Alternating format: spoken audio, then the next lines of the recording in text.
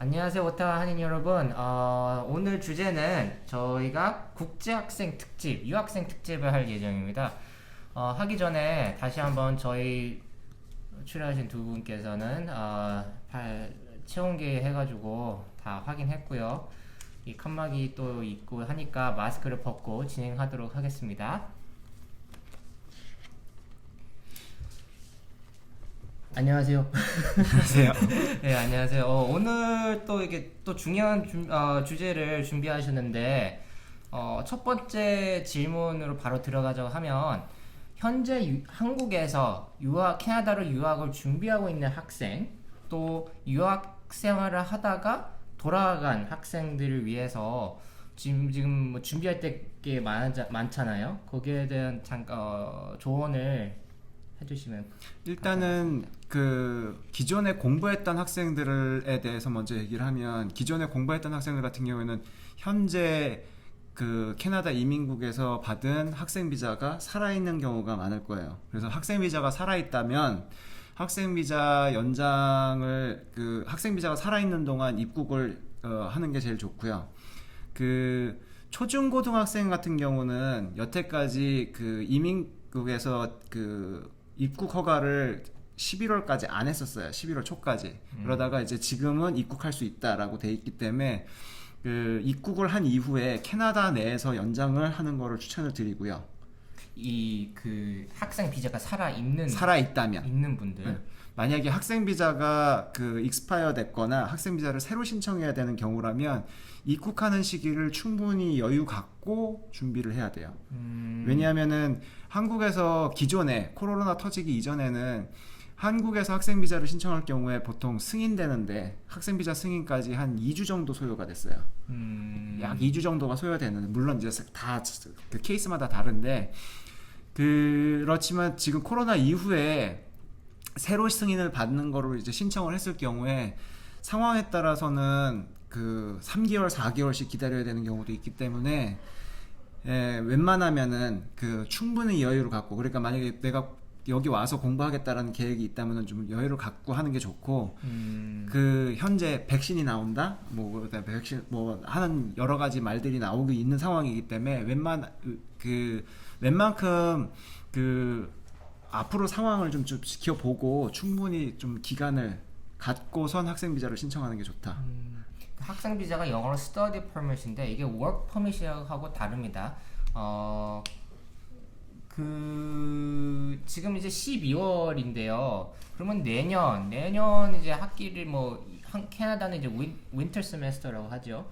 뭐 대학교나 뭐 초중고 다 포함이 되는데 그거를 뭐 비자 외에 준비하면서 그런 그 학교 커리큘럼에 대한 뭐 그런 준비 과정도 뭐 조언이 계신가?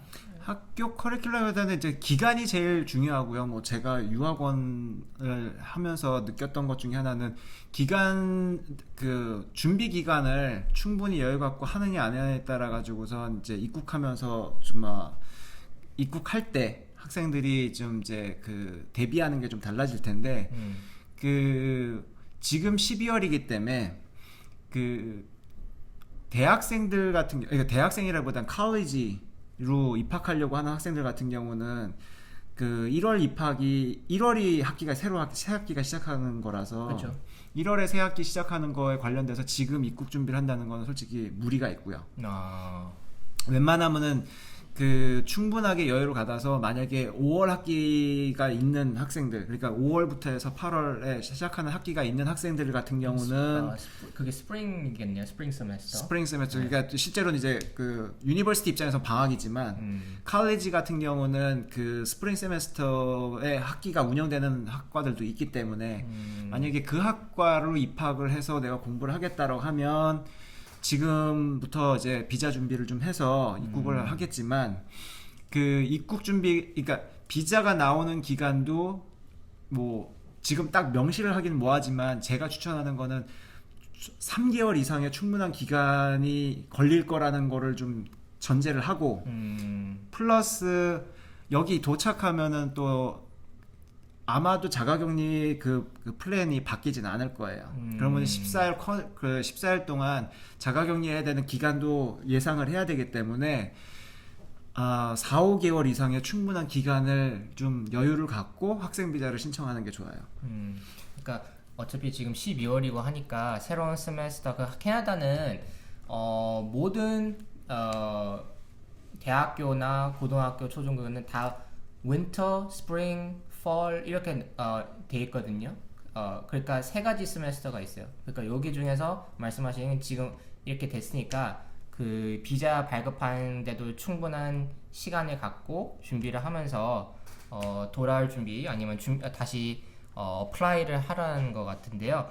그 비자 발급 상황, 전체적인 비자 발급 상황은 얼마 정도 걸리죠? 그러면 3개월이나 그렇게 말씀하셨는데 보통 대체적으로 그렇게 걸리나요? 그거를 개런티를 못 해요. 그러니까 비자 발급 상황을 개런티를 못 한다는 게 만약 지금 전 세계적으로 그 코로나 상황이 지금 3차 웨이브, 2차 웨이브 이런 식으로 얘기하면서 지금 확산되고 있는 추세라서 겨울철이기 때문에 인도에 들어오면서 그 감염력이 좀 더 전파력이 더 빨라지기도 했고 더 좀 강해졌기 때문에 사람들이 그 전 세계적으로 이게 확산 속도가 많아지고 있어서 만약에 지금 캐나다에 입국하기 위해서 비자를 신청하게 되면 일단 신체 검사 받아야 되고요. 그 다음에 바이오메트릭 해가지고선 지문하고 사진을 찍어야 돼요. 근데 이제 그 지문 사진 찍는 검사소가 폐쇄가 된다든지 한국에 있는 그 메디컬 그 신체 검사를 받을 수 있는 시설이 만약에 뭐 폐쇄가 되거나 아니면 좀 연기가 된다든지 이럴 가능성까지 고려를 해야 되기 때문에 그거는 지금 현재 지금 해가지고서 3개월이 걸려라고 얘기한다는 건 되게 좀 어렵죠. 이거는 이제 새로 준비를 하시는 거나 그런 분들을 겨냥해서 하시는 거죠? 연장도 해당돼요. 왜냐하면은 만약에 그래서 그 비자를 연장할 때 캐나다 내에서 연장을 하는 거를 솔직히 추천을 드리는데 캐나다 내 같은 경우는 그 바이오메트릭 검사가 면제가 돼 있어요. 벌써 들어왔기 때문에. 네, 그래서 지금 현재 바이오메트릭 검사를 받아야 된다고 뜨면은 이제 바이오메트릭 검사 비용 85불을 내야 되지만 미리 낸 다음에 나중에 다시 돌려줄 거예요. 면제가 됐다 그래서. 그런데 이제 외국에서 할 경우에는 아마 그게 면제가 된다는 명확한 그 조치가 제가 알기로는 없을 거예요. 그러다 보니까 그 바이오도 받아야 되고 신검도 받아야 되는데 해당 국가 상황이 만약에 좀 심각해져서 그 검사가 지연될 경우엔 내 프로세스도 지연될 가능성이 크니까 그 상황도 고려를 해서 준비를 해야 되는 거죠. 한국에는 뭐 미국 대사관 아니면 영사관 또 다른 나라에 계시면은 VAC이라는 장소가 있거든요.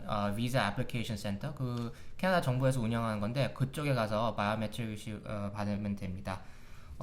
그러면 그렇게 됐고 방금 얘기하다가 나온 얘기인데 자가격리 만약에 해서 성공적으로 유학생분들이 이제 들어오셨어요. 근데 들어오는데 그 조건이 있잖아요. CBS에 거기에서 걸리는 게 어디에 지낼 거냐. 거기에 대해서 잠깐 말씀을 해주실 수 있을까요? 자가격리에 대한 자가격리에 대한 원칙이라기보다는 이제 뭐라 그럴까 자가격리를 지켜야 되는 그 철저함은 솔직히 캐나다가 좀 느슨해요. 그래서 한국 같은 경우는 자가격리한 내 방에서도 나오면 안 되고 집에서도 나오면 안 되고 뭐 이런 식으로 조건이 돼 있는데 여기는 내가 자가격리를 어디서 하고 내가 그 자가격리하는 곳에서 사람들하고 컨택을 최소한으로 한다라는 전제 조건이 있으면 뭐 집 밖으로만 안 나오면 된다 뭐 이런 식으로 얘기를 하고 있는데 현재 자가격리는 내가 하고 있는 지인 집이라든가 아니면은 홈스테이라든가 어디든 상관은 없어요. 대신에 미리 내 자가격리 플랜을 정부에다가 얘기를 하고 내가 그 자가격리 플랜대로 하고 있는지를 정부에서는 관리만 해주는 거죠. 그렇죠. 그러니까 확실하게 자가격리할 수 있는 장소가 있어야지 들어올 때도 문제가 안 되고 후에도 문제가 안 되는데 한국처럼 이렇게 트래킹이 잘 안 될 뿐이다라고 이렇게 이해가 갑니다. 그러면 자가격리 기간은 얼마나 되나요? 또 아직까지 14일이라고 알고 있고요. 그다음에 이 그 격리 기간은 그 계속 변동이 될 거고 일단 해당 교육기관에서 일단 패키지를 줘요. 해당 교육기관 그러니까 그 초중고등학교 같은 경우는 교육청이라든가 그 해당 학교 뭐 칼리지나 유니버시티 같은 경우도 자기네들 자체적인 그막 입국 후 저 막 그 관리해야 되는 막 패키지들이 있기 때문에 그거를 따라가면 되는데 만약에 가족이 같이 온다든가 아니면은 그 학생으로 입국을 하긴 하지만 입국을 하는 조건이 뭐 그 학교에서 제시하는 그 외에 조금 다른 조건으로 입국하게 될 경우에는 아마 그 현지에 있는 지인이라든가 그 지인의 특히 막 원조 지원을 받아야 될 텐데 그것도 힘든 경우가 있다면 저희 한인회에서 아마 그거를 그 지원을 도와줄 수 있고 아마 그런 관련돼 가지고서 어떤 도움이 필요하다고 할 경우에 저희 한인회 쪽으로 연락을 주시면 저희 한인회가 아마 그것도 지원을 하는 거에 대해서 좀 그 리소스를 제공한다든지 아니면은 자가격리 관련돼 가지고서 필요한 장소라든가 그런 거를 구할 수 있는 거에 대한 걸 도움을 좀 드리려고 하고 있습니다. 예, 좀 저희 지인분들도 한국에 돌아가시고 나서 뭐 여러 가지 비디오를 찍어서 올리셨는데 좀 한국은 좀 너무 좋더라고요. 이런 방책이나 그런 게. 근데 캐나다에 전혀 그런 게 없거든요. 그래서 저희 한인회가 그나마 도움이 되고자 이런 걸 준비하고 있으니까요. 언제든지 저희 한인회 이메일로 연락 부탁드리겠습니다. 페이스북도 있어요.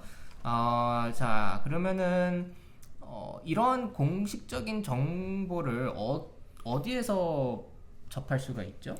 일단은 캐나다는 마인드 자체가 뭐 캐나다라기보다는 그 여기 서구 마인드 자체가 모든 결정, 디시전에 대한 리스폰시빌리티나 그런 거는 이제 본인의 책임이다라는 게 강하다 보니까 교육청이나 아니면 어디서 이제 얘기할 때 보면은 우리가 이렇게 준비를 하고 있다. 대신에 이렇게 준비한 거에 대해서 너가 마음에 안 든다고 하거나 아니면 할 경우에는 그거는 너가 알아서 하면 된다 라는 식의 마인드로 많이 얘기를 하기 때문에 한국 입장에서 보면 좀 답답할 거예요. 구체적인 게 없어요.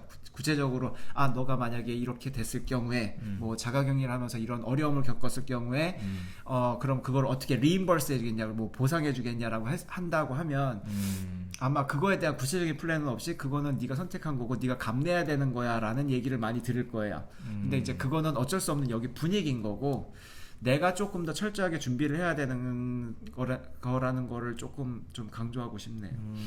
예, 그러면 그거는 지금 이런 캐나다 상황을 좀 정리하신 것 같은데 공식 정보를 내가 인터넷에 들어가서 찾아보고 싶다.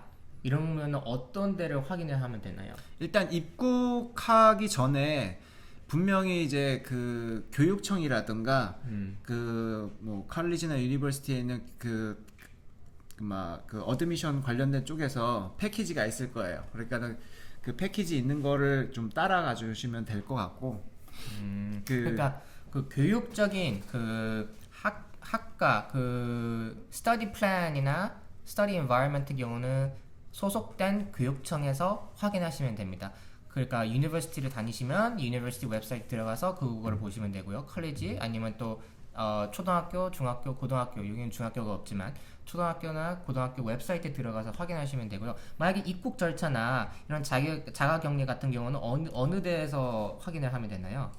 자가격리 부분은 그 실제로는 캐나다 정부 웹사이트에 있는 거를 다 따라가고 있다 보니까 그 정부 웹사이트를 따라가는 다 그냥 팔로우 한다고 보시면 되고요.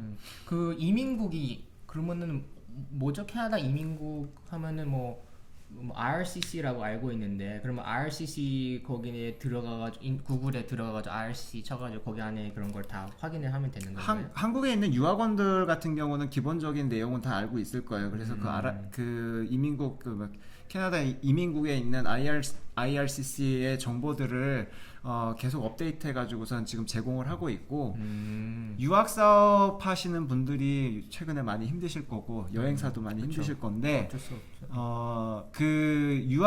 지금 현재 교육청에 있는 그 담당 직원하고 최근에 이제 연락을 하면서 이제 주고받은 얘기를 뭐 간단히 팁으로 드리자면 그 지금 현재 국제부서에서 국제학생으로 그러니까 이제 스터디 퍼밋을 받아서 공부하러 온 이제 학생들이 숫자가 오타와 같은 경우는 지금 현재 절반이라고 해요. 절반 정도 줄었어요. 그리고 그 절반 정도 줄은 수치는 현재 줄은 수치로 제가 이해를 하고 있고 신규로 들어와야 되는 학생 수치에 대한 거는 아직까지 미지수일 거예요. 그리고 더 줄을 가능성도 있어요. 왜냐하면 이제 졸업하는 애들도 있고 내가 실제 학업을 1년만 하고 돌아갈 리턴할 학생들도 있기 때문에 그 수치까지 합친다고 하면은 그걸 줄을 거고 그다음에 또 하나 그 교육청에서 예상 못하는 수치 중에 하나는 이제 단기 그러니까 3개월 미만으로 공부하러 온 케이스들도 지금 거의 없거든요. 거의 없다기보다는 없죠. 그러니까 그런 학생들이 점점 줄게 되면 교육청에서 그 지원 교육청 외에 있는 학생들이 좀 더 그 내년 2021년이죠. 2021년 9월은 좀 힘들 거고 제 생각에는 2022년 정도는 돼야지 그 국제 학생들 수치가 다시 어느 정도 좀 올라오지 않을까라고 예상은 하고 있는데 예, 지금 학생들이 많이 그 지금 현재 결정을 못 하죠. 일단 그게 가장 커요. 그렇죠. 코로나 발생하고 나서 이민국하고 캐나다는 이민국하고 CBS에게 이런 부서가 있는데 거기에서 스터디 퍼밋이 어떻게 되냐, 워크 퍼밋이 어떻게 되냐라고 계속 여러 사람들이 물어봤는데 그런 결정을 제대로 잘 못 냈던 것 같아요. 왜냐면 그런 파악을 해야 됐기 때문에 이런 정보를 수시로 업데이트를 하고 있지만 가장 좋은 방법은 그 부회장님이 말씀하신 것처럼 그 유학원이나 교육청, RCC 그거를 직접 들어가서 확인해 보신 다음에 모든 플랜을 준비하시면 될 것 같습니다. 그리고 어디든 여행을 하시거나 유학을 준비하고 계시면 그 각 나라에 한국 대사관이나 영사관이 있습니다. 거기에 들어가셔서 모든 안전 규칙이나 그런 고려할 사항이 다 공지가 돼 있거든요. 그러니까 그것도 꼭 확인해 주시기 바라고요. 또 오타와는 저희 한인회가 있으니까 저희 한인회한테 언제든지 연락 주시기 바랍니다. 예, 그거 말고 또 따로 중요한 포인트가 유학생분들께 하실 말씀이 계신가요? 아까 얘기했던 것처럼 기간 충분히 지금 기간을 충분하게 잡고 그다음에 지금 그 어쨌건 입국할 때 가장 필요한 것 중에 하나는 이제 학생 비자가 필요한 거. 그래서 그 스터디 퍼밋을 준비하는 거에 대해서 조금 더 좀 신중하게 좀 봤으면 좋겠고 지금 한국도 코로나 많이 확산되고 있어가지고선 지금 좀 심한 그 격리 활동을 지금 하고 있다고 알고 있는데 여기도 마찬가지로 겨울철엔 좀 더 모두 좀 주의를 좀 했으면 좋겠고 모두 일단 건강하게 잘 지낼 수 있도록. 예, 감사합니다. 오실 때 성공적으로 준비해서 오실 때 마스크 충분히 챙겨 오시길 바랍니다. 감사합니다. 예.